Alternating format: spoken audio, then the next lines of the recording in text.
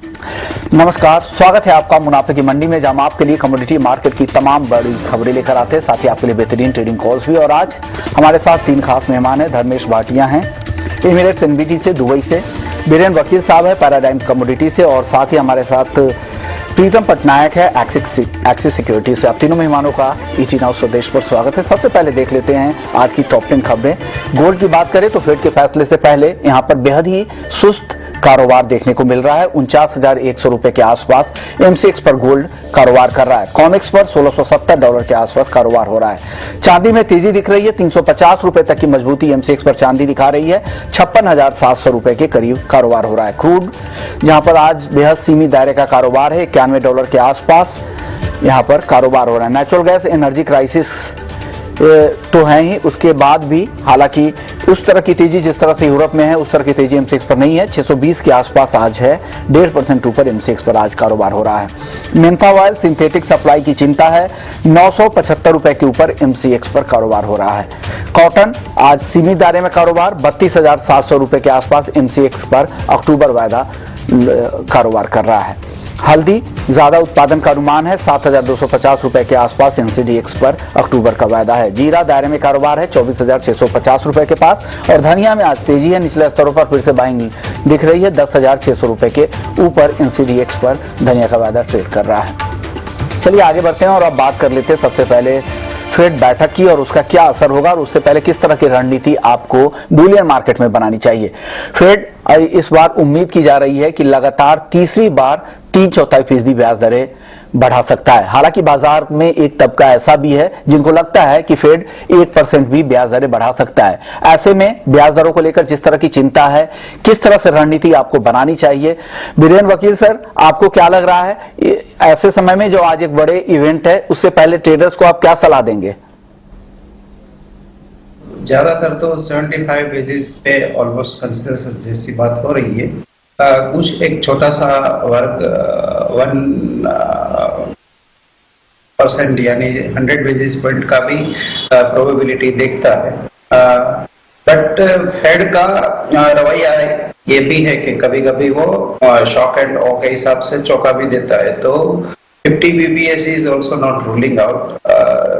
मेरा नजर वो ब्याज दर के नंबर पे तो नहीं होगा, बट फेड की जो स्टेटमेंट है उसमें वो क्या बोलता है और क्या नहीं बोलता है, वो कॉन्फ्रेंस का पूरा आकलन करके कोई व्यू बनाया जाए। बट ब्रॉडली स्पीकिंग ऐसा लगता है कि ये हॉकी स्टेज तो फुली डिस्काउंट हो गया है, तो जो भी आएगा मोस्ट प्रोबेबली रिलीफ रैली किस्म का अपसाइड बाउंस आएगा, जो कि सस्टेनेबल ना भी हो, बट एटलीस्ट रिलीफ रैली तो हम जरूर देखेंगे। यानी वीरेन वकील साहब, लंबा अनुभव है कमोडिटी मार्केट का, इनको लगता है कि एक रिलीफ रैली दिखेगी। हो सकता है कि वो रैली टिके नहीं, इसलिए अगर आप ट्रेडर हैं, रिस्क लेना भी अगर चाहते हैं तो बिना स्टॉप लॉस के ऐसे समय में ट्रेड नहीं करें। धर्मेश जी, आपका सेंस क्या कह रहा है और क्या करना चाहिए ट्रेडर्स को गोल्ड और सिल्वर में आज? देखिए, अगर आप सोने की बात करें तो सोने में इनफैक्ट हम लास्ट 1.5-2 महीने से मंदी की बात करें तो 1680 के टारगेट से के लेवल्स पे आने की गुंजाइश है, और वो भी मार्केट ने ब्रेक करके उसके भी नीचे आ चुका है। तो प्राइस अभी काफी स्थिर है और मार्केट ऑलरेडी डिस्काउंटेड है। जैसे वीरेन ने कहा है कि मार्केट में ऑलरेडी एंटिसिपेशन है कि 75 बेसिस पॉइंट की वृद्धि इंटरेस्ट रेट में बनने की गुंजाइश काफी हाई है और 1% की भी चांसेस काफी हाई है। बट अगर आप देखिए, अगर 75 बेसिस पॉइंट बढ़ता है तो मार्केट में आपको एक अच्छी खासी रिलीफ रैली देखने मिल सकती है और प्राइस फिर से 1700 अंतरराष्ट्रीय मार्केट में और डोमेस्टिक मार्केट की बात करें तो 49,500 49,700 तक के लेवल्स आपको दिखा सकता है। ये एक पुल बैक रैली है, ये एक शॉर्ट कवरिंग होगी।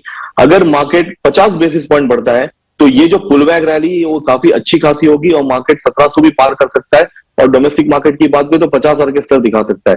तो ये दो चांसेस प्रोबेबिलिटी काफी हाई है। अगर इंटरेस्ट रेट इन्होंने 1% की बढ़ाने की चांसेस बढ़ाई है तो एक्सपेक्ट करें कि मार्केट में यहां से एक करेक्शन आ सकता है। तो प्रोबेबिलिटी ये है मार्केट में। तो मैं निवेशकों को रेकमेंड करूंगा कि ये 3 स्थिति है जहां मार्केट में मार्केट दिखा सकता है। चांसेस ज्यादा है 75 बेसिस पॉइंट के, जो ऑलरेडी मार्केट में डिस्काउंटेड है। सो आप एक्सपेक्ट करें कि मार्केट में एक पुलबैक रैली आने की गुंजाइश काफी हाई है। तो मैं बाय की सलाह दूंगा आज इंट्राडे प्रोस्पेक्टिव से। आप करंट लेवल से भी बाय करके चल सकते हैं। 49,000 का स्ट्रिक्ट स्टॉप लॉस मेंटेन करें, एक साइकोलॉजिकल सपोर्ट है, उसे आप मेंटेन करके आप बाय की रणनीति अपनाए और अपसाइड 49,700 49,800 तक के स्तर के लिए आप अपनी पोजीशन लेके बैठ सकते हैं और वहां पे मुनाफा वसूली कर सकते हैं। यानी धर्मेश जी को लग रहा है कि आप बाई करें, एक रिलीफ रैली जैसा वीरेन वकील साहब भी कह रहे थे, वही उम्मीद धर्मेश जी को भी लग रहा है कि 49,700 के टारगेट के लिए आप यहां पर खरीदारी कर सकते हैं। लेकिन 49,000 का स्टॉप लॉस जरूर ध्यान रखिएगा। अगर गिरावट आती है, अगर कुछ बिल्कुल विपरीत, बाजार के अनुमान के विपरीत कुछ फैसला या इस तरह के कमेंट्री कुछ अगर आ गए तो हो सकता है कि गिरावट फिर से बढ़ जाए। इसलिए 49,000 के बिना स्टॉप लॉस लगाए आप ट्रेड नहीं करें। प्रीतम जी, आप क्या सलाह दे रहे हैं अपने क्लाइंट्स को? गोल्ड में आज क्या सलाह दे रहे हैं और आगे किस तरह की रणनीति बनानी चाहिए गोल्ड में? देखिए, जो धर्मेश ने और वीरेन जी ने ऑलरेडी बोला, मैं उसके जैसे एक एक्सटेंशन, एक नया पॉइंट लाना चाहता हूं। कहीं ना कहीं फेड ने बोला था कि वो 4 और 4.25% का टारगेट इंटरेस्ट रेट बढ़ाना चाहता है बाय 2023। इफ यदि 1% का इंक्रीज यहाँ से कर देते हैं तो ज्यादा रूम नहीं है उनके पास कि 2023 में कितने एक ही झटके में 75 बेसिस पॉइंट वापस इंक्रीज नहीं कर पाएंगे शायद से। सो कमेंट्री उनका बहुत ही इंपॉर्टेंट होगा। As far as trading strategy goes, मुझे लगता है कि क्योंकि इतनी ज्यादा वेरिएबिलिटी है कि 75 बेसिस पॉइंट होगा या 100 बेसिस पॉइंट होगा या 50 बेसिस पॉइंट होगा, कैरी ओवर ट्रेड मेरे हिसाब से करना थोड़ा अभी मैं रिकमेंड नहीं करूंगा। मेरे को मालूम है थोड़ा रिलीफ रैली में आपका अपॉर्चुनिटी निकल सकता है, but it's better to enter उन्हीं एक बार वो इवेंट खत्म हो जाए। तो हमारा पर फिर भी इंट्राडे में अपने को डिसेंट अमाउंट ऑफ वॉलेटिलिटी दिख सकती है एंड उसके लिए हमारा इंट्राडे का स्ट्रिक्टली इंट्राडे कॉल्स है, जिसमें हम लोगों ने बोला कि गोल्ड आप करीबन 49,150 लेवल पे आता है, थोड़ा नीचे आता है तो वहां पे खरीद के चल सकते हैं। स्टॉप लॉस आप 49,000 पे लगाइए, जैसे धर्मेश ने बोला एक साइकोलॉजिकल लेवल है वो, और टारगेट प्राइस है 49,350। साथ ही साथ सिल्वर में भी हमारा बाई का कॉल है, पर हम लोग वेट करेंगे सिल्वर को ब्रीच करने के लिए 57,000 का लेवल, एंड उसके बाद हम लोग एक लॉन्ग जा सकते हैं उसमें।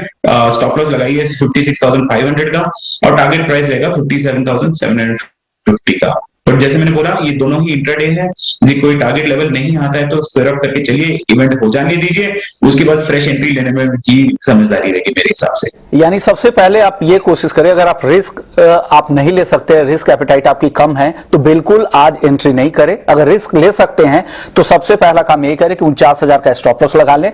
रिलीफ रैली जो उम्मीद की जा रही है, तीनों एक्सपर्ट्स एक ही लाइन पर है, उनको लग रहा है कि यहां से हल्की तेजी आ सकती है और प्रीतम जी का टारगेट है 49,350 का। स्टॉप लॉस बिल्कुल सिमिलर है जैसा धर्मेश जी ने दिया था, और तो इस छोटे से टारगेट के लिए आप अगर खरीदना चाहते हैं तो खरीद सकते हैं। और चांदी में लग रहा है कि 57,000 एक बार क्रॉस कर जाए उसके बाद वहां पर खरीदे और 56,500 का स्टॉप लॉस इसमें लगाएं और 57,750 के टारगेट के लिए। धर्मेश जी, चांदी में आपको क्या लग रहा है? चांदी आइसोलेट करने की इस बार कोशिश कर रही है क्या? चांदी उस गोल्ड को इस बार फॉलो नहीं कर रही है क्या? डेफिनेटली अगर आप देखिए तो गोल्ड से काफी डिटैच हो चुकी है चांदी। इनफैक्ट लास्ट 15 दिन की बात करें तो जो गोल्ड में गिरावट देखने मिली इतनी चांदी में नहीं मिली। चांदी $18 से फिर से $19.5 के एक अच्छी खासी $1.5 की छलांग लगा के बैठा हुआ है और एकदम स्थिर है। चांदी में डाउनसाइड रिस्क अगेन लिमिटेड है। अगर आप जो निवेशक है, अगर आप चांदी में ट्रेड करते हैं तो उन्हें पता होगा कि चांदी की जो गिरावट जो कोविड के दिन थी वो $15 तक आ गई थी। डाउनसाइड $15 से फिर से वो $30 की उसने छलांग लगाई थी। अभी $18 से $19 के इर्द गिर्द सस्टेन कर रही है और डाउनसाइड रिस्क काफी लिमिटेड है। मैं एक्सपेक्ट करता हूं कि यहां से अगर पुल बैक रैली आती है तो ये $21-22 तक के लेवल्स भी दिखा सकते हैं। मैं प्रीतम से काफी सहमत हूं। मुझे भी लगता है कि यहाँ पे आप निवेश करके चल सकते हैं चांदी में। इंट्राडे प्रोस्पेक्टिव से यहाँ पे एटलीस्ट 500 से 400 रुपए की एक तेजी शॉर्ट कवरिंग आ सकती है मार्केट में। अंतरराष्ट्रीय मार्केट में एक्सपेक्ट करता हूं कि मार्केट 1970 से लेके $20 का जो एक साइकोलॉजिकल लेवल है वहां तक छूने की गुंजाइश कर सकता है। तो दोनों काउंटर पे बुलियन पे मेरी बाय की सलाह रहेगी। काउंटर खरीदारी की सलाह। और धर्मेश जी को यह भी लगता है कि चांदी में यहां से ज्यादा गिरावट नहीं आने वाली है, लेकिन 56,500 जो प्रीतम बता रहे थे स्टॉप लॉस, उसका ध्यान जरूर रखिएगा। इसलिए कि बाजार है, किसी भी तरह की चाल आपको देखने को मिल जाती है, तो बिना उस स्टॉप लॉस के ट्रेड नहीं करिएगा। चांदी को लेकर आपका व्यू वीरेन सर क्या है? अगर रिलीफ रैली आती है तो सबसे ज्यादा फायदा चांदी और सिल्वर को होगा, सिल्वर और जिंक को होगा। तो यहाँ मैं भी प्रीतम भाई और धर्मेश भाई के साथ मेरा भी वही व्यू है कि ये शायद आउट परफॉर्म करे। रेंज की जहां तक सवाल है तो इंडियन रेंज 55 से 62,000 तक की मैं मानता हूँ। 1 से 2 से 3 वीक का ये टाइम फ्रेम है और कॉमेक्स के हिसाब से मैं 18 से $22 की रेंज मानता हूँ। ये भी 3-4 वीक का व्यू है। मैं थोड़ा पोजिशनल व्यू से ये रेंज दे रहा हूँ। क्रूड को लेकर वीरेंद्र सर आपका आउटलुक क्या है? क्रूड काफी अब सुस्त हो गया है, हालांकि तेजी के ट्रिगर में भी अब चल नहीं पा रहा है क्रूड। क्या अब यहां से स्ट्रेच बहुत ज्यादा नहीं होने वाला है क्रूड? अब बड़ी तेजी अब यहां से नहीं दिख रही है क्रूड में। जब कोई भी मार्केट तेजी के कारण को लगातार डिस्काउंट करने लगे तो ऐसा लग रहा है कि इसमें कोई मेजर शिफ्ट आया है, जिसको ट्रेंड शिफ्ट कहते हैं, रिवर्सल भी कह सकते हैं। ऐसा ही गैस में भी हुआ। स्पॉट गैस प्राइस यूरोप में जो 300 यूरो तक चले गए थे, वो कल सभी फ्यूचर्स 60 यूरो के नीचे आ गए। Is very surprisingly very big fall. तो मुझे ऐसा लग रहा है कि जितना भी फियर फैक्टर या सप्लाई शॉर्टेज फैक्टर, अभी वॉर जो भी था, वो सब डिस्काउंट होके मार्केट शायद अब रिसेशन को प्राइसिंग करने लगा है। जो आने वाली मंदी है चाइना की, यूरोप की रिसेशन, इवन अमेरिका में भी थोड़ा सा स्टैग्फ्लेशन का रिस्क है। ये देखते हुए डाउन साइड रिस्क थोड़ी ज्यादा लग रही है और डाउन साइड मोमेंटम भी शायद आगे। ओके, यानी डाउन साइड की संभावना ज्यादा लग रही है। तो क्रूड में किस तरह से ट्रेड करना चाहिए धर्मेश जी? हालांकि कई खबरें ऐसी भी थी जो बाजार को सपोर्ट करना चाहिए था। ओपेक जैसे अपने टारगेट से काफी कम उत्पादन कर रहा है, रिकॉर्ड कम उत्पादन कर रहा है। इसके बाद भी और कई सारे ऐसे ट्रिगर है। अंडर इन्वेस्टमेंट की बात सऊदी अरामको और क्रिसेंट पेट्रोलियम की तरफ से भी आई है, लेकिन उसके बाद भी क्रूड चलने को अब तैयार नहीं है। $90 के आसपास ही अब टिक गया है ब्रेंट क्रूड। अब आपको किस तरह की चाल लग रही है? पोजिशनल बेसिस पे अगर किसी को ट्रेड करना है तो क्रूड में क्या सलाह दे रहे हैं आप? देखिए, कच्चे तेल की बात करें तो कच्चे तेल में जो मंदी आनी थी, अगर आप देखिए 3 से 4 महीने का अंतराल में $130 की कमोडिटी $80 हो गई। ऑलमोस्ट 50% की फ्लक्चुएशन कच्चे तेल में देखने मिली है। ये काफी बड़ी फ्लक्चुएशन है, यूजुअली इतनी जल्दी देखने नहीं मिलती। अभी मार्केट में जो सिनेरियो है वो है, मार्केट में जो जियोपॉलिटिकल टेंशन जो थी वो धीरे धीरे ईज हो रहा है। बट अगर आप देखिए कल के सत्र में चाइना ओपन अप हो चुका है। चाइना ने कोविड की जो चांसेस थे वो ओपन करके उन्होंने अपनी करेंसी कंट्री ओपन कर चुके हैं। तो यहाँ पे बाइंग आने की गुंजाइश काफी हाई है। सेकेंडली, ओपेक अपने फुल प्रोडक्शन से प्रोड्यूस कर रहा है, उसकी वजह से मार्केट में काफी तेल मार्केट में उतरा हुआ है। सेकेंडली, जो मेन इंपॉर्टेंट चीज है वो है ठंडी। अभी जो अक्टूबर से जो ठंडी स्टार्ट होगी वो पीक ठंडी स्टार्ट होगी, और अगर रूस और यूक्रेन की जो स्थिति है वो असमंजस रही, कंटिन्यूसली रही, तो सप्लाई कंस्ट्रेंट तो होना ही है। तो यहां से मुझे लगता है कि मैं काफी बुलिश हूं। मैं एक्सपेक्ट करता हूं कि फिर से यहां से यू टर्न देखने मिल सकता है और प्राइस फिर से $100 के लेवल्स पे आने की गुंजाइश काफी हाई है। तो मैं रिकमेंड करूंगा निवेशकों को कि स्टिक स्टॉप लॉस मेंटेन करें। आप कच्चे तेल में निवेश करके चलिए। 6700 के टारगेट्स मैंने काफी दिनों पहले दिए थे, वो आ चुके हैं। अब यहां से मुझे लगता है कि आप ये लेवल से आप अपनी ट्रेड्स रिवर्स करके बाइंग साइड में चले जाइए। 6300 350 का एक स्टिक स्टॉप लॉस मेंटेन करिए। अपसाइड मुझे लगता है कि प्राइस फिर से 7200 से 7500 तक के स्तर के लिए आप कच्चे तेल में निवेश कर सकते हैं। मैं सलाह दूंगा, कल के सत्र में जो फॉल थी वो एक्सपायरी की वजह से थी। अभी नवंबर कॉन्ट्रैक्ट आ चुका है, नवंबर दिसंबर कॉन्ट्रैक्ट ऑलरेडी प्रीमियम में आ चुका है। तो बाई की सलाह रहेगी मेरी दोनों कॉन्ट्रैक्ट में, और 7300 से 7500 के टारगेट के लिए आप यहाँ पे निवेश करके चल सकते हैं। पोजिशनल नजरिया है, टाइम फ्रेम का ध्यान रखिएगा। हफ्ते से 2 हफ्ते तक का ये टाइम फ्रेम है। 7200 से 7500 तक के टारगेट है, और आपको इस पोजिशनल ट्रेड में 6300 6350 के आसपास का स्टॉप लॉस भी जरूर लगा लीजिएगा। अब प्रीतम, आपका व्यू क्या है? ऑप्शंस में कुछ रणनीति है क्या क्रूड में आज? देखिए, हमारा भी व्यू पॉजिटिव ही है क्रूड के लिए। ऑप्शंस के स्पेसिफिकली कोई रणनीति हमने आज रेकमेंड नहीं किया है, क्योंकि जैसे मैंने बोला ये बहुत बड़ा इवेंट है आज का। कहीं ना कहीं आप देखिए दबाव जो क्रूड में आया है इस चक्कर में भी आया है कि सब लोग रिसेशन की ललकार लगा रहे हैं कि बहुत यूएस हो गया, यूरोप हो गया, सब जगह रिसेशनरी ट्रेंड सेट हो जाएगा। तो आई थिंक ये इवेंट हो जाने दीजिए, उसके बाद में कोई एक डायरेक्शनल ट्रेड करने में मेरे हिसाब से समझदारी रहेगी। फॉर इंट्राडे तो हमारा फ्यूचर्स का ही कॉल है कि आप बाई क्रूड कर सकते हैं अराउंड 6700, एक स्टॉप लॉस लगा के जाइए 6600 पे, और टारगेट रहेगा 6850 का। पोजिशनल कॉल मैं जानी जैसे आपको बोला, एक बार ये इवेंट हो जाए, कमेंट्री खत्म हो जाए, तो फिर लेने में मजेदार रहेगा, क्योंकि उसमें थोड़ी बहुत अपनी डायरेक्शनल ट्रेंड आइडेंटिफाई हो सकती है कि कैसे सेंट्रल बैंक अभी रिएक्ट करेंगे आगे चल के। तो ये इंट्राडे का ट्रेड हमारा, जैसे मैंने आपको बताया, वो है। ओके, यानी प्रीतम को लगता है कि अगर आपको पोजिशनल व्यू बनाना है तो फेड के डिसीजन आने दीजिए, फिर डिसाइसिव मूव के लिए तैयारी वहां से कर सकते हैं। और आज अगर इंट्राडे के लिए खरीदना है तो 6600 का स्टॉप लॉस लगा लें और 6850 के टारगेट के लिए क्रूड खरीद सकते हैं। नेचुरल गैस में क्या करना चाहिए प्रीतम? नेचुरल गैस का देखिए, मेरे को लग रहा है कि सिग्निफिकेंट अमाउंट ऑफ करेक्शन आया है, पर कहीं ना कहीं उसकी रिक्वायरमेंट तो है। तो हमारा मानना है कि यदि एक बार 615 के लेवल पे आता है नेचुरल गैस, तो एक बार बाई करके चल सकते हैं। यहाँ पे भी एक स्टॉप लॉस लगाएंगे 605 का, और टारगेट रहेगा 630 का। एक बार 630 खुद आता है, सस्टेन करता है, तो फिर उसके बाद वापस क्रिएट कर सकते हैं। बट हाँ, थोड़ा टिप आता है तो I think it's a good level to buy. Natural gas पर आपका व्यू क्या होगा धर्मेश जी? देखिए, नेचुरल काफी चंचल कमोडिटी है और मुझे लगता है कि यहाँ पे बाइंग करने की सलाह मेरी भी रहेगी। मैं भी प्रीतम से सहमत हूँ। मुझे लगता है कि यहाँ से एक अच्छी खासी रैली देखने मिल सकती है।